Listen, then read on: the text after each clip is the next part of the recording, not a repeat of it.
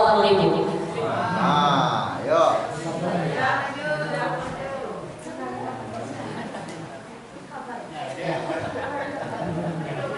Ya, maju. Kalau udah lapar nanti aku ya saya suruh. Baik. Assalamualaikum. Assalamualaikum warahmatullahi wabarakatuh. Ya, sebelumnya Ustaz mau nanya ya. Waalaikumsalam warahmatullahi wabarakatuh. Siapa namanya? Razak. Hah? Muhammad Abdul Razak. Muhammad Abdul Razak. Ini namanya cukup bagus. Tapi hari ini banyak para orang tua yang tak tertarik dengan nama-nama yang bernuansakan Islam. Yang bagus ini katanya nama-nama dari Barat, Jack, Black, Blon. Yang bagus semuanya. Baik ya, Pak silakan. Sebutkan nama-nama bulan Hijriah mulai dari Muharram sampai Zulhijjah. Muharram, Safar, Rabiul Awal, Rabiul Akhir, Jumadil Awal, Jumadil Akhir, Rajab, Sya'ban, Ramadan, Dzulqa'dah. Nah, gagal. Ya, silakan duduk. Yang lain maju. Ya, yang lain siapa lagi?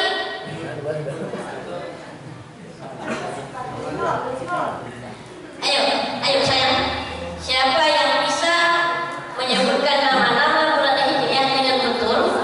Nah, kasih hadiah 20.000. 20.000 itu kalau beli godong dapat 20-an. Betul. Ayo.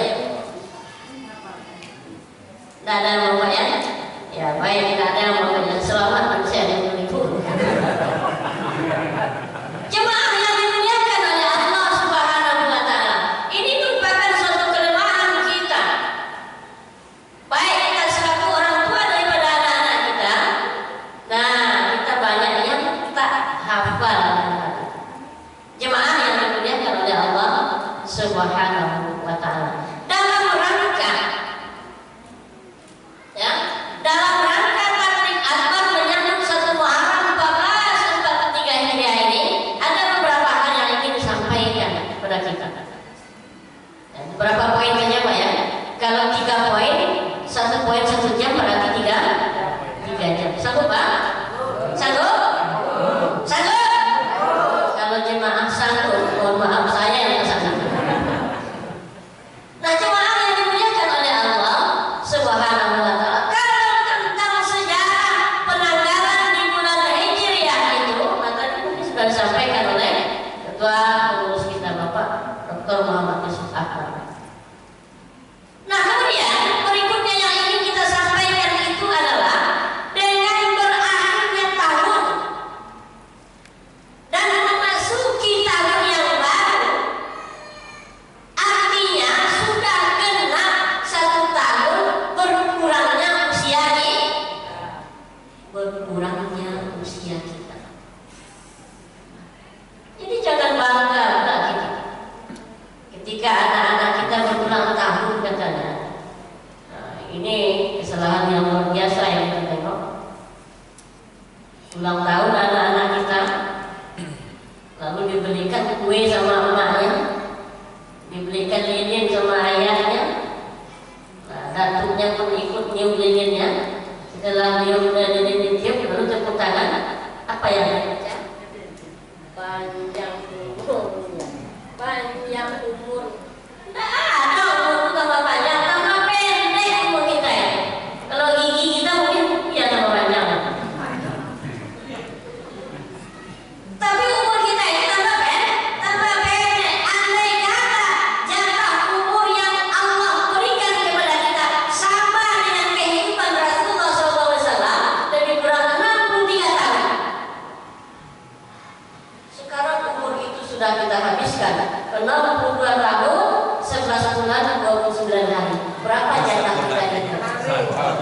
1 hari lagi.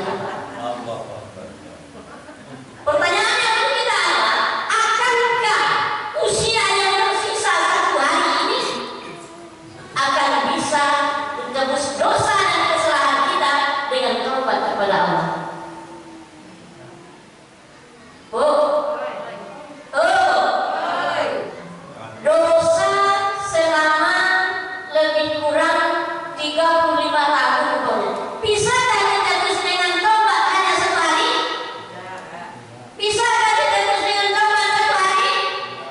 Kalau Allah berkehendak bisa-bisa saja. Bisa-bisa saja. Itu kalau Allah menghendaki taubat kita, yang namanya taubatan nasuha. Taubat yang tidak akan diulang lagi. Tapi kebanyakan kita taubatnya bukan taubat nasuha. Nah, taubat sama lalu dia. Kalau taubat sama lalu ya kita boleh sama-sama tahu ketika kita merasa kepedasan, ya mungkin sampai keluar air darahnya dengan debu di mak, banyak betul cabai ini. Bilang ya. Tobat saya bilang. Bilang ya. Rupanya besok istrinya masak ada cabai ini. Suami. Nggak ada malah di rumah lain. Ya Pak. Ketika cabai ini dirasakan, dia tanya lagi. Yang kira orang tidak pernah di rumah lain. Nah begitu juga orang tobat sama lalu.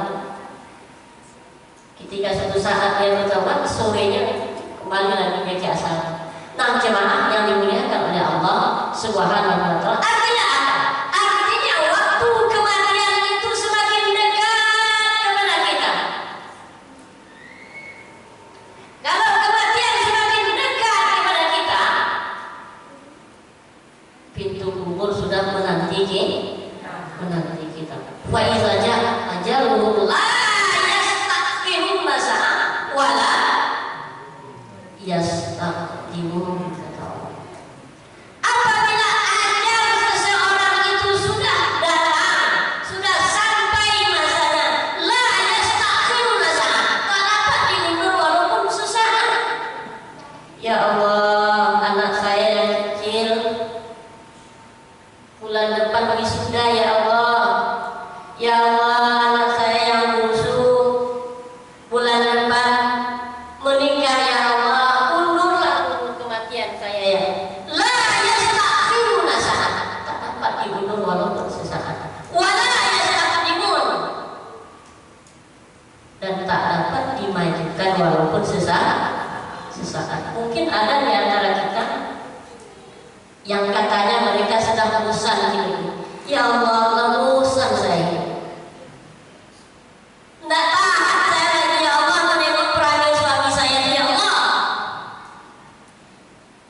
Jumpa dia jatuh senyum dia ya Allah. Mati kalau dia sampai dia. Maka mati dia ya Allah. Mati kalau dia sampai dia. Katanya dah bosan hidup, tidak tahan lagi. Pendeta dia mau mati. Minumnya baik 2 botol. Tapi kata Allah, tidak dapat dimajukan walau sesaat. Sudah diminum baik 2 botol, akhirnya pingsan. Ketahuan sama orang dari rumah sakit, akhirnya tidak jadi mati. Tidak jadi mati. Kenapa belum sampai rasanya? Ada yang banyak trotoar terjun, patah kakinya, peot giginya, ompong hidungnya, akhirnya sampai ke bawah, tidak jadi mati. Belum lagi ke depan. Nah jemaah yang dimuliakan oleh Allah Subhanahu wa Ta'ala, dengan berakhirnya tahun, perbanyak kita bermuhasabah terhadap diri kita. Allah Subhanahu wa Ta'ala dengan kasih dan sayangnya dalam surat Al-Hasyr ayat yang ke-18, apa kata Allah? Ya ayyuhalladzina amanu taqullaha wal tanzur nafsum ma qaddamat lighad wattaqullah innallaha khabirum bima lun. Tak kira tetap ada bima tak. Jemaah yang dimuliakan oleh Allah Subhanahu wa Ta'ala, perbanyak kita bermuhasabah, bertanya kita kepada diri kita, saya ini datangnya dari mana, sekarang saya di mana, dan akan kemana saya setelah ini. Dalam arti kata konsekuensinya adalah persiapkan diri kita untuk mati. Pak, lah siap mati? Siap mati? Siap mati? Ada yang jawab siap, siap, harus siap. Itu mati itu pasti.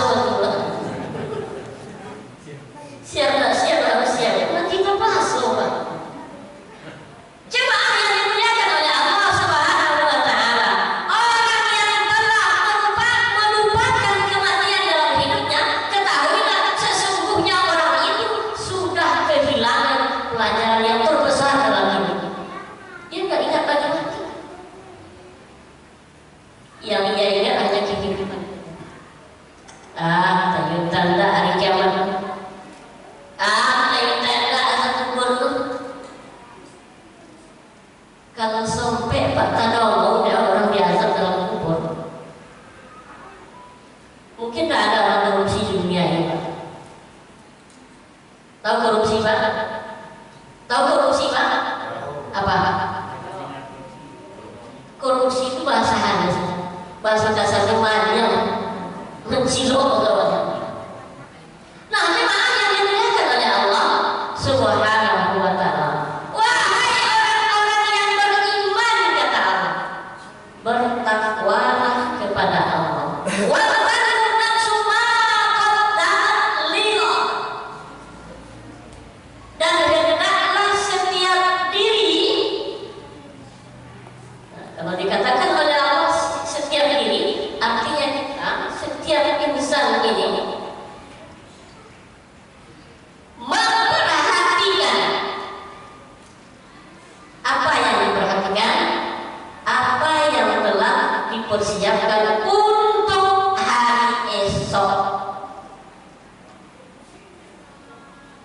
Hari esok di sini kalau bersifat keduniaan bisa 1 hari ke depan, bisa 1 minggu ke depan, bisa 1 bulan ke depan, bisa 1 tahun ke depan, bisa 1 abad ke depan. Itu hari esok yang bersifat keduniaan. Tapi para ahli tafsir, ya, mayoritas ahli tafsir mengatakan persiapan untuk hari esok ini artinya adalah persiapan diri kita setelah kita hidup lalu kita meninggal. Apa persiapan kita untuk hari itu? Bu, kalau ditanya awak cie-cie, bu, ibu takut mati, bu, ibu takut mati, bu, ibu takut mati, apa jawaban bapak? Kalau ditanya kita satu-satu, Pak, bapak takut mati? Nah, pokoknya bapak kita yang nyadar tiang, makanya ngomongnya, Pak, bapak takut mati? Takut ya. Nah, itu lagi perwakilan ibu-ibu, ibu yang masker hitam takut mati? Takut. Secara naluri manusiawi kita pasti takut akan mati. Takut akan mati. Karena memang kematian itu sangat dan sungguh luar biasa dahsyatnya di saat seseorang itu syakaratul maut. Tahu syakaratul maut apa? Apa? Ibu tahu sakaratul maut? Tahu sakaratul maut?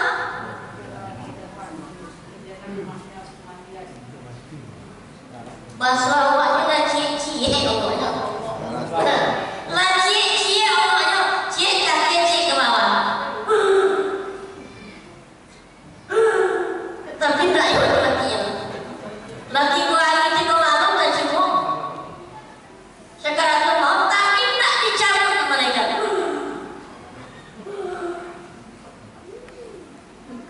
Siksa sakaratul maut, sakitnya sakaratul maut yang paling ringan itu kata Rasulullah sama seperti kambing dikuliti hidup-hidup. Itu mati yang paling enak. Bu, nah kita boleh saksikan ketika penyembelihan hewan kita kemarin, kambing itu. Kambing itu sebelum kita masak kan dipotong lehernya. Potong leher, putus 2 urat-urat lehernya ini, ya dia tak rasa sakit lagi. Tapi coba kambing itu tidak usah diputuskan urat lehernya ini, tidak usah diputuskan 2 urat leher ini, langsung dikubah kulit ini. Kalau yang memang bebek, Pak, itu sampai kau hilang dulu. Itu kan saksinya. Itu mati yang paling ringan sakaratul maut kata Rasulullah Sallallahu Alaihi Wasallam. Itu makanya ketika seseorang yang rajin menyaksikan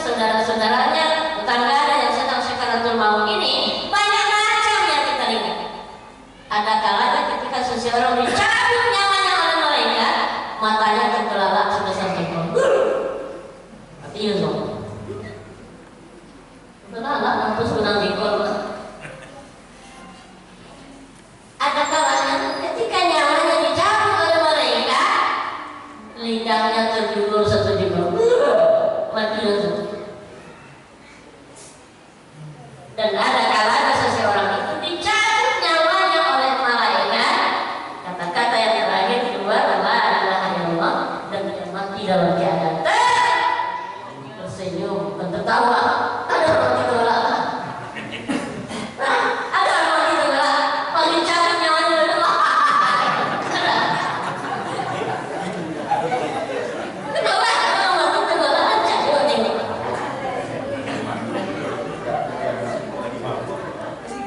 Sumpah aku tak kira kan? Nah, jemaah yang dimuliakan oleh Allah. Ada yang mati mata terkelabak sebesar ekor. Ada yang mati lidah terjulur satu jengkal. Ada yang mati dalam keadaan tersenyum. Kita pilih yang mana? Enak aja. Enak aja. Semasa hidup di dunia jarang senyum. Apalagi sama suami. Monyong. Istri yang monyong aja sama suaminya, jangan harap matinya tersenyum. Makanya selalu senyum. Dan juga bapak-bapak. Bapak-bapak ini kadang-kadang di rumah jarang juga senyum. Tapi kalau di jalan luar biasa ramah. Apalagi lo sujud jantung. Tapi nggak apa-apa sikul. Nggak apa-apa sikul. Lalain pernah bapak itu katanya. Jemaah yang dimuliakan oleh Allah Subhanahu wa ta'ala. Kata Allah Subhanahu wa ta'ala, dan hendaklah setiap diri memperhatikan apa yang telah ia perbuat untuk hari esok. Artinya adalah kehidupan hari akhirat kita. Ketika kita secara naluri kemanusiaan takut akan kematian, itu wajar. Tetapi ada pertanyaan yang sangat besar yang mesti kita hadirkan ke diri kita. Kenapa kita mesti takut mati? Bu, Pak, ini pertanyaan yang sangat besar mesti kita hadirkan ke diri kita. Kenapa kita mesti takut mati? Kalau kita memahami secara hakikatnya, mati itu adalah hakikat daripada kehidupan yang sebenarnya. Pak, Pak, kalau bolehlah dibuat sebuah perumpamaan. Kita hidup di atas dunia ini tambahnya sama seperti ayam berada di dalam cangkang telur. Ayam yang berada di cangkang telur akan sempurna menjadi ayam setelah yang keluar dari cangkangnya ini dengan menetas. Meninggalnya seseorang yang disebut dengan kematian dalam arti kata kita keluar dari cangkang kita, yang itulah kehidupan hakiki untuk kita.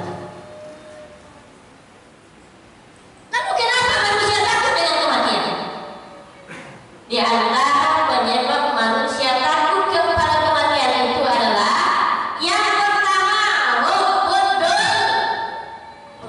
dunia. Terlalu mencintai dunia. Suami yang ganteng itu dunia. Suami itu ganteng loh, ganteng. Termasuk saya di daerah Terletak Gunung itu saya yang paling ganteng menurut istri saya. Tanyalah sama Pak Dr. Yusuf Ahmad. Itu dulu ketika saya ke KM, beliau jadi pembimbingnya termasuk almarhum Bapak Haji Aligo. Nah, saya dulu ke KM di sana, di daerah situ, termasuk Pak Hamzah. Rupanya orang selesai ke KM, orang ke KM di situ deh, tersampai dalam situ. Nggak bisa benar. Nah, jemaah yang dimuliakan oleh Allah Subhanahu wa ta'ala, suami yang ganteng itu dunia, istri yang cantik itu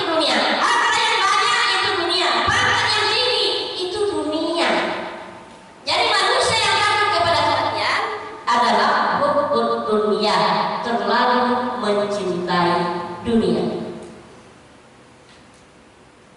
Ya Allah, kalau saya mati ya Allah, siapa yang akan mendapatkan istri saya?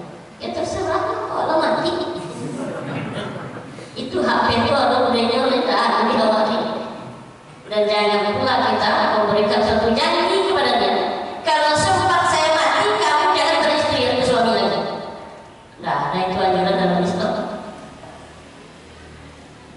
Nah, jemaah yang dimuliakan Allah. Ya Allah, kalau saya mati, siapa yang akan mendapatkan suami saya nanti? Sayang sama suami, Bu? Sayang sama suami? Apa buktinya?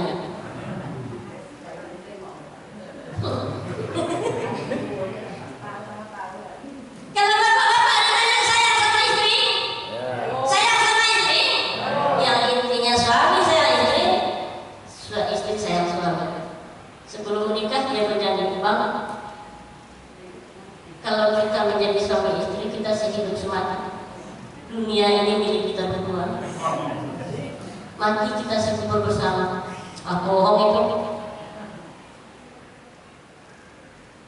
Kalau kita menikah suami istri, dunia ini milik kita berdua. Kata suaminya sama istri kumpul itu. Yang lain di mana? Yang lain numpang saja. Nah, jemaah yang dimuliakan Allah Subhanahu wa taala. Jangan juga kita sama seperti cerita ada seorang bapak-bapak, istrinya meninggal. Ketika istrinya sakit, nah janjinya seperti yang kita katakan di awal tadi. Semakin hari penyakitnya semakin tambah. Rasa-rasanya secara zahir tak ada harapan begitu. Lalu dipanggillah suaminya, istrinya, Bang, sudah 3 minggu Bang gak mau makan. Mungkin saya mau mati lagi. Kalau sempat saya mati duluan, Bang, Abang jangan begini sebelum tumbuh rumput di kuburan. Wah, menjadi jangan begini Abang sebelum tumbuh rumput di kuburan mayat ini. Sambil menangis kata dia, oke deh. Oke deh. Nah, 3 bulan masih bertahan suaminya.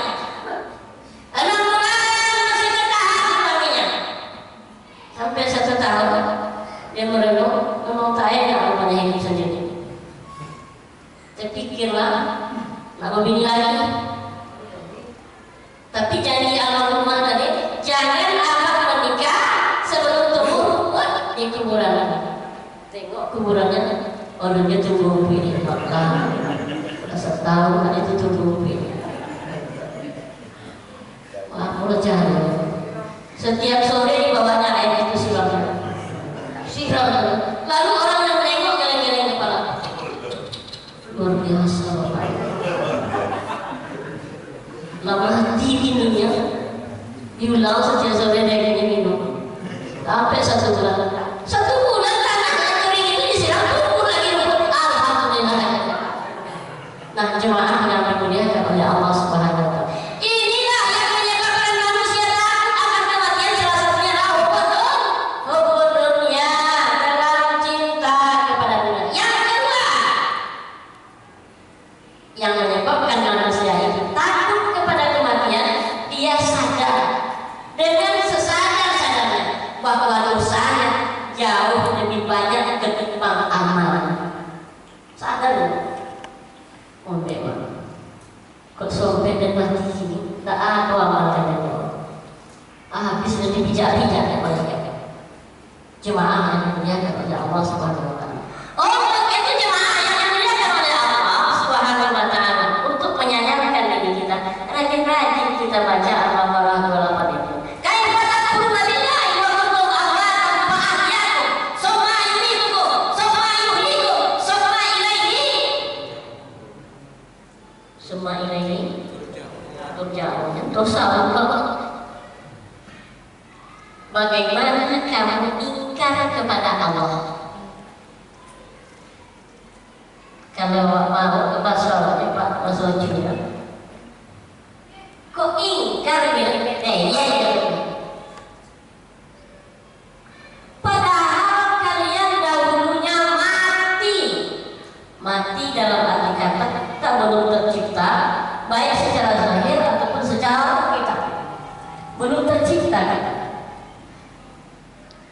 Padahal dahulunya kamu mati, fa'ayaku kata kemudian Allah menghidupkan kamu. Terlahirlah kita ke dunia.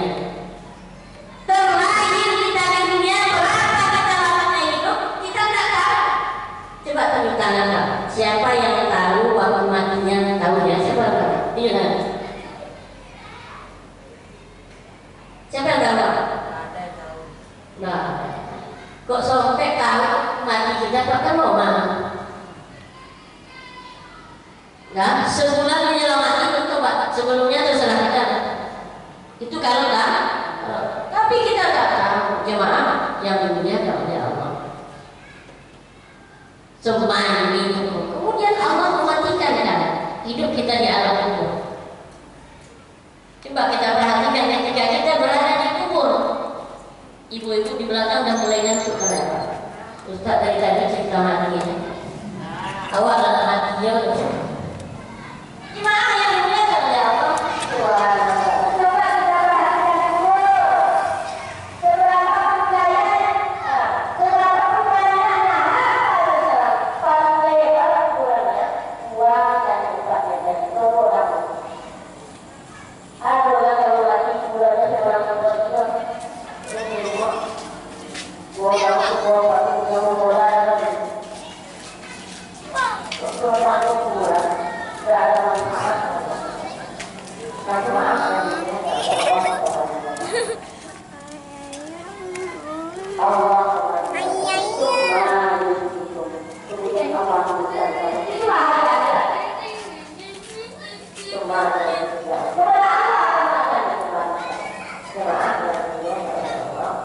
Yang kedua, yang menjadi penyebab kita akan kematian, kita salah dengan kesalahan dosa kita salah. Coba tunjuk tangan Pak yang mati di dosa. Siapa yang terawat yang mati dosa itu? Ya. Kalau ada yang mati di sana, kita bisa katakan mungkin dia yang mati atau dosa. Coba mau tunjuk dosanya, coba. Nah, terjadi pada yang kita ambil belajar dari kita. Nabi Adam alaihi salam saja dosa dan maksiat itu tobatnya Allah mengatur dosa. Lagi pun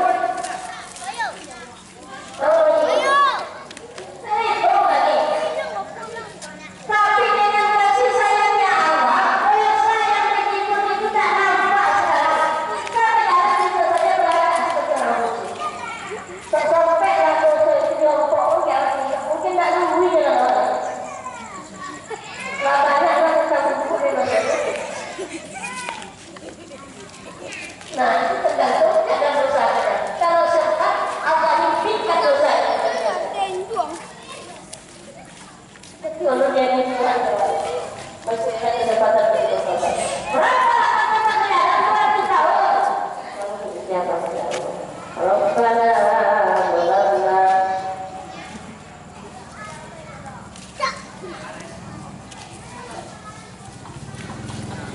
Ini kalau Nabi Adam mengumpul.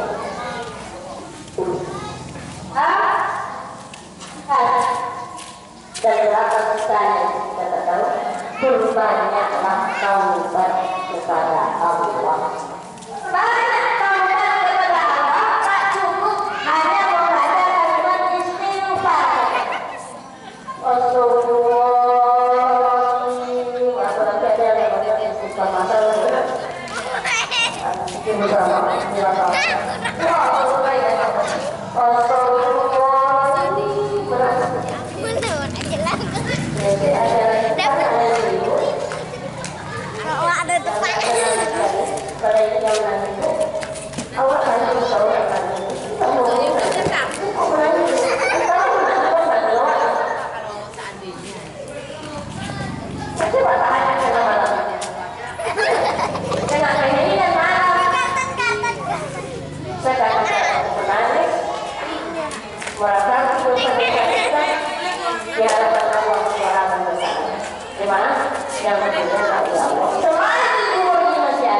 Yang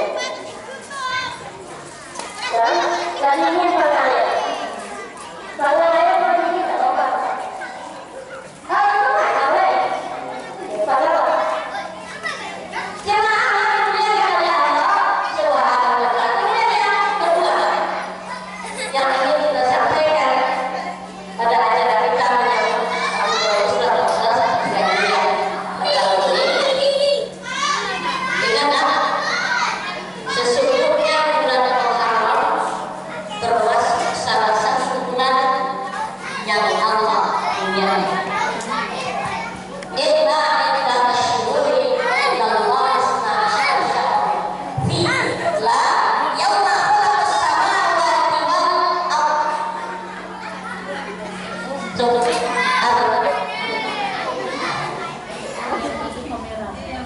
Jamaah saya dimuliakan oleh Allah Subhanahu wa taala. Sesungguhnya hitungan bulan dalam satu tahun itu ada 12 bulan. Nah, itulah yang dibacakan oleh anak kita tadi. Benar ya? Tidak bisa. Ada 12 bulan. Fi kitabillah yauma khalaqas samawati wal ardh. Itu semua ditetapkan oleh Allah ketika Allah menciptakan langit dan bumi. Jadi Muharram sampai Zulhijjah itu sudah ada ketika Allah menciptakan langit dan bumi. Ya atau bagaimana? Kapan Allah ciptakan langit dan bumi? Ya tak tahu. Cuma anak-anak. Kemudian dalam yang 12 bulan itu ada 4 bulan hurum, ada 4 bulan yang Allah muliakan. Di dalam hadis dikatakan oleh Rasulullah, salah satu mutawaliyah 3 bulan berturut-turut. Kemudian Rajab baina Jumada wa Sya'ban. Kemudian bulan Rajab yang terletak antara Jumadil Awal, Jumadil Akhir dan bulan Sya'ban. Nah, hari ini kita berada pada salah satu 4 bulan yang mulia. Fala tazlimu fihinna anfusakum kata Allah. Jangan kamu menganiaya diri kamu ketika kamu berada pada bulan itu. Dikatakan oleh ahli tafsir, jangan kamu menganiaya diri kamu ketika kamu berada pada bulan itu. Nah, ketika kita berbuat dosa pada salah satu bulan yang 4 atau termasuk Muharram, maka Allah melipat gandakan dosa kita.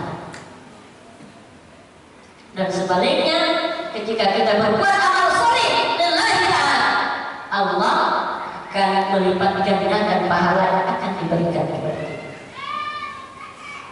Lalu apa amal yang kita buat? Nah, mungkin banyak beredar di WA kita. Banyak beredar di WA kita. Cuma terkadang kita perlu yang namanya filter di sini. Kadang yang disampaikan itu entah itu tanda dari Nabi, kadang yang disampaikan itu teman-teman baru dasarnya atau enggak. Contoh, ya kita beri contoh yang sangat sederhana. Mungkin banyak kita terima WA di grup WA kita. Ada yang namanya puasa akhir tahun katanya. Ada yang namanya puasa awal tahun. Nah, puasa akhir tahun dan puasa awal tahun itu tidak ada.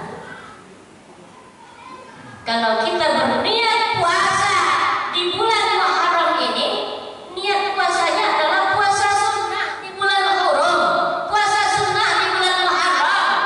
Karena Rasulullah SAW katakan, sebaik-baiknya puasa, seutama-utamanya puasa setelah puasa Ramadan adalah berpuasa pada bulan Muharram. Lalu apa puasa yang kita lakukan? Jangan lupa seperti informasi tadi, barang siapa yang berpuasa 1 hari di bulan Muharram, pahalanya ini. Siapa yang berpuasa 2 hari di bulan Muharram, pahalanya ini. Sampai 7 hari aja. Allah akan 7 pintu surga punya, dan Allah akan menutup 7 pintu 8 pintu neraka. Nah, ketika kita dengar pencerahan dari ahli hadis, saking palsunya hadis ini, ya kitab hadis palsunya dan lupa ini. Ya, kalau kita kaitkan dengan ibadah puasa, ya konsisten kita dengan puasa, rutin kan misalnya Kamis misalnya. Ya, mau lagi kita tingkatkan, tambah puasa 3 hari pertengahan bulan. Mau lagi kita tingkatkan, laksanakanlah puasa Daud. Hari ini puasa, besok tak puasa. Hari ini puasa, besok tak puasa. Nah ini puasa Daud. Tapi sholat Daud tidak ada. Hari itu sholat, besok pray. Hari itu sholat, besok pray. Tidak ada. Ya, sholat kata. Udah. Apa ya? Ya sholat Daud. Sholat Daud tidak ada. Yang ada hanya puasa Daud. Jamaah yang dimuliakan oleh Allah Subhanahu wa Ta'ala. Lalu apa lagi amal soleh yang kita lakukan? Perbanyak sedekah, perbanyak perhatian kita kepada anak yatim, perbanyak perhatian kita kepada fakir miskin. Bu, waktu ceramah puasa kalau tak salah dan singgung juga sampaikan juga perhatian kita sama fakir miskin dan anak yatim. Alhamdulillah. Di mana-mana masjid, rumah ibadah, perhatian pengurus dan jemaah kepada anak yatim dan fakir miskin itu sudah ada. Tetapi yang menjadi PR kita bersama adalah bukan saja pengurus, termasuk seluruh kita bersama. Yang kita lihat hari ini, perhatian kita kadang-kadang pada anak yatim dan fakir miskin itu sifatnya sesaat saja. Datang tahun Islam kita perhatikan anak yatim, kita santuni mereka. Datang menjelang Lebaran Fitri, kita perhatikan fakir miskin. Tapi itu hanya untuk bertahan hidup 3 hari saja. Fakir miskin dan anak yatim setahun hidup bukan 3 hari, tapi 365 hari. Jemaah yang dimuliakan oleh Allah Subhanahu wa Ta'ala, perbanyaklah amal soleh. Dan berapa Pak? 2. Yang terakhir. Nah, yang terakhir amal soleh yang ada kepala saya itu. Yang terakhir, dengan pergantian tahun 1442 Hijriah memasuki 1443 Hijriah, mari sama-sama kita memahami makna hijrah itu sendiri. Kalau di zaman Rasulullah SAW bersama para sahabat di masa itu, hijrah mereka itu di antaranya yang pertama adalah hijrah tempat. Karena kota Mekah itu dilihat Rasulullah tidak memungkinkan demi mengembangkan kalimat tauhid, demi mengembangkan ajaran Islam. Maka Rasulullah SAW berhijrah. Kalau kita baca sejarah seperti yang diberikan oleh Bapak Dr. Yusuf Ahmad tadi, ya, hijrah itu ada 3 kali. Yang pertama hijrahnya itu Rasulullah sudah ikut hanya lebih kurang 13 sahabat saja hijrah. Hijrah ke daerah mana Pak? Hijrah ke mana Pak? Habasah atau Ethiopia. Nah kemudian hijrah yang kedua ini Rasulullah ikut, yaitu hijrahnya Rasulullah bersama para sahabat ke daerah Taif. Nah inilah peristiwa dakwah yang terburuk Rasulullah. Daerah Taif ini termasuk daerah yang strategis. Rupanya dakwah Rasulullah disambut oleh kafir Quraisy luar biasa. Ada yang melempar dengan panah, ada yang melempar dengan kayu unta, sehingga bercucuran darah dari kepala Rasulullah SAW. Malaikat Jibril saja Pak geram melihat perlakuan masyarakat Taif pada Rasulullah. Ditawarkan oleh Jibril kepada Rasulullah, ya Rasulullah, bagaimana kalau seandainya penduduk Taif ini aku himpitkan bukit Uhud ini kepada. Ditawarkan Pak oleh Jibril, bagaimana supaya bukit Uhud ini saya himpitkan kepada masyarakat Taif. Kalau diberi tawaran itu kepada kita, kira-kira apa tanggapan kita Pak? Apa tanggapan kita? Kita diberi tawaran kepada orang yang menyakiti kita. Apa tanggapan kita? Wah, jangan ajar habisi sampai di akar-akar biar tidak ada muslimin. Tapi kalau Rasulullah tidak, jangan wahai kita, jangan. Ya berbuat demikian, masyarakat Taif ini berbuat demikian karena mereka memang tidak tahu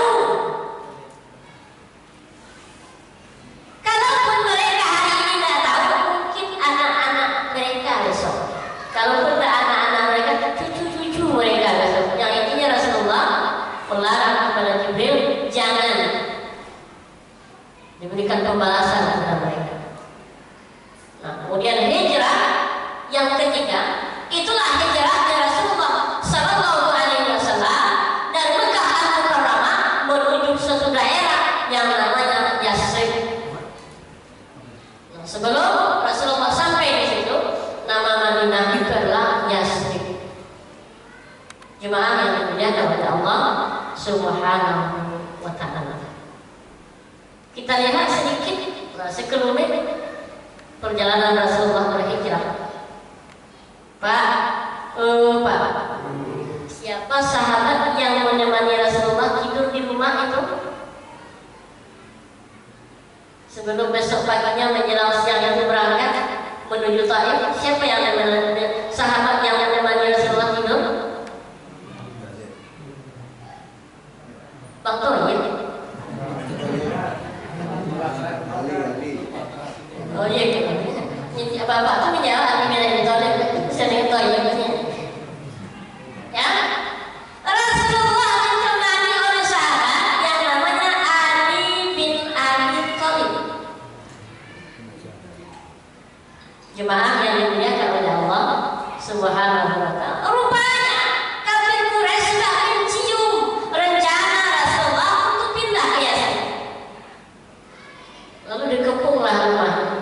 Dikepung rumahnya ramai-ramai. Kalau Rasul itu satu PP lebih Pak. Dikepung rumahnya oleh satu PP. Pokoknya tidak ada waktu lagi untuk keluar. Begitulah ketatnya penjagaan itu. Dan menjelang datangnya waktu siang,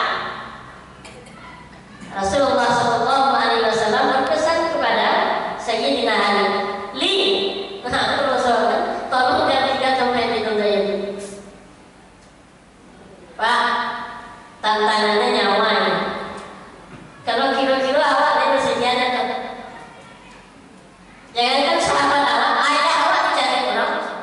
Ayah kita mau dibunuh oleh seseorang, lalu ayah kita berusaha rencana ayah mau lahir. Tolong kamu gantikan posisi tidur ayah di sini. Kira-kira mau tak? Tidak akan mau.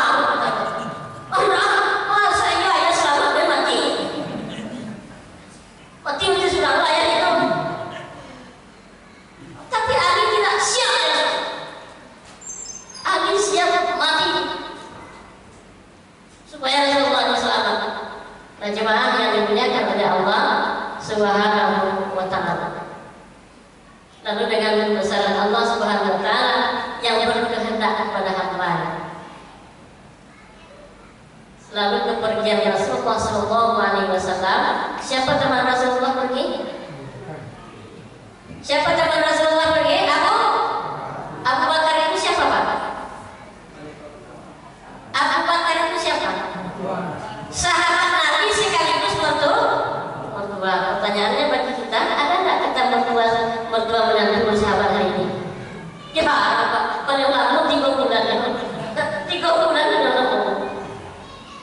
Seorang menantu tinggal di rumah orang tuanya, mertuanya banyak belajar Indo ya, kalau di Pajago. Jemaah yang dimuliakan oleh Allah Subhanahu wa Ta'ala. Lalu Rasulullah bersama Abu Bakar keluar dari rumah itu dengan meninggalkan Sayyidina Ali sendirian. Rupanya para kafir Quraisy yang berjaga-jaga tadi tak nampak, tak menengok mereka lagi. Nah, dalam kisah itu, sejarah itu diceritakan. Rasulullah Sallallahu Alaihi Wasallam, apa yang dibaca oleh Rasulullah? Yasin. Dibaca surat Yasin. Ayat yang berapa? Ya, apa? Ayat berapa Pak yang dibaca jumpa berapa? Waj'alna. Waj'alna. Jemaah yang dimuliakan oleh Allah, dibacakan oleh Rasulullah 2 ayat di dalam surah Yasin itu dengan kuasa Allah mereka tak terlihat. Lalu datang seseorang. Ya, Satpol PP tadi dan intip ini lubang celah-celah lubang. Sayyidina Ali apa? Masih ada Muhammad. Masih ada Muhammad. Lalu rupanya datang seseorang. Wah ya,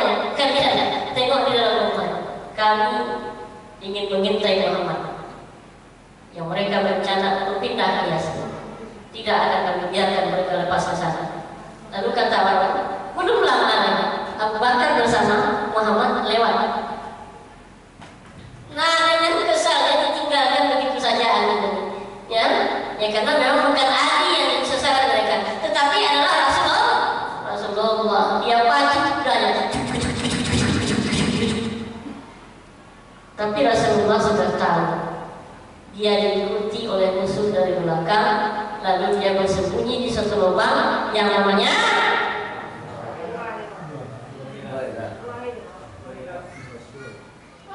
gua apa namanya? Kalau gua Hira itu cepat terima wahyu. Gua Sur.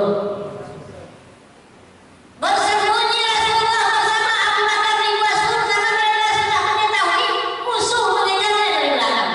Lalu sampai musuh ke mulut Gua Sur dan ditengoknya.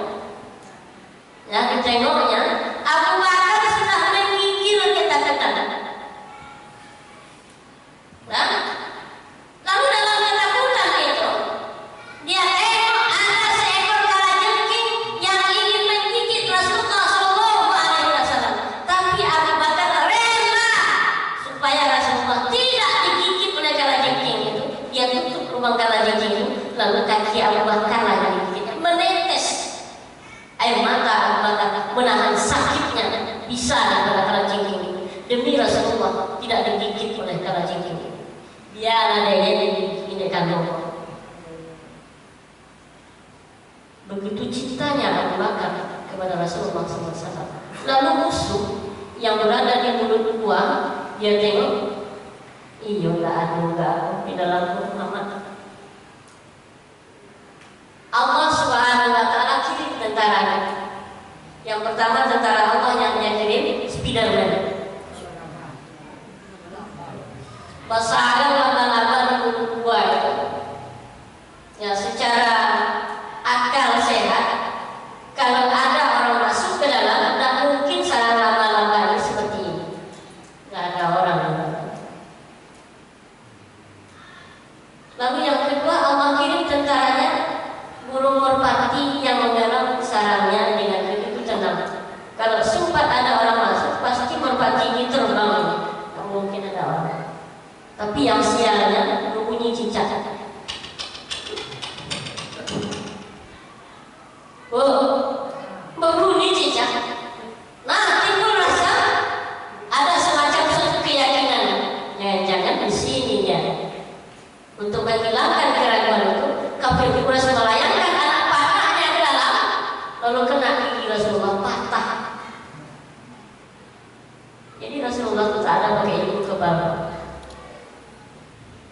Yang dikira Rasulullah itu kebal, tidak ada pakai ilmu kebal Rasulullah. Kalau kebal Rasulullah tidak bertahan gitu. Nah, jemaah yang dimuliakan oleh Allah Subhanahu Wa Taala, dengan kuasa Allah menyelamatkan hambanya yang mulia Rasulullah SAW bersama Abu Bakar. Sebelum sampai di kota Yathrib yang disebut dengan Madinah Al-Munawwarah, mereka sudah disambut oleh kaum Ansar dengan begitu suka ria. Yang pindah dari Mekah ke Madinah disebut kaum Muhajirin, artinya orang-orang yang pindah. Yang menyambutnya di daerah Yathrib atau Madinah Al-Munawwarah disebut kaum Ansar. Itulah penduduk asli. Tapi apakah kaum Ansar ini lalu dia cegah penduduknya? Woi, orang-orang Mekah. Woi, orang Muhajirin, ngapain kalian pindah ke sini? Nih penduduk asli ini. Apakah mereka berkata demikian? Tidak. Mereka sambut dengan begitu suka. Wahai orang-orang Muhajirin, kami ini banyak ternak kambing. Ketika kalian membutuhkan, ambillah separuh dari ternak kambing kami. Ini kami punya jagung kurma yang banyak. Ketika kalian membutuhkan, ambillah separuh dari perkebunan kami ini. Pakainya. Cie dah punya apa? Kok kalian belum ini ambillah dari ini. Itu dah punya. Nah, begitu persahabatan antara Muhajirin dan Ansar. Jemaah yang dimuliakan oleh Allah Subhanahu Wa Taala, sudah sangat tak mungkin lagi saya lanjutkan. Lama tambah kita maklum jemaah lagi begitu. Yang terakhir, Yang terakhir, teka-teki buat Bapak.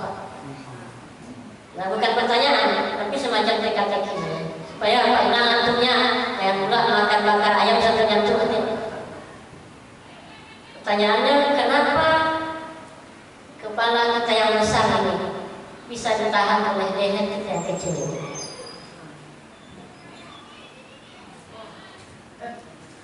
Oh, kenapa kepala kita yang besar bisa ditahan oleh leher yang kecil?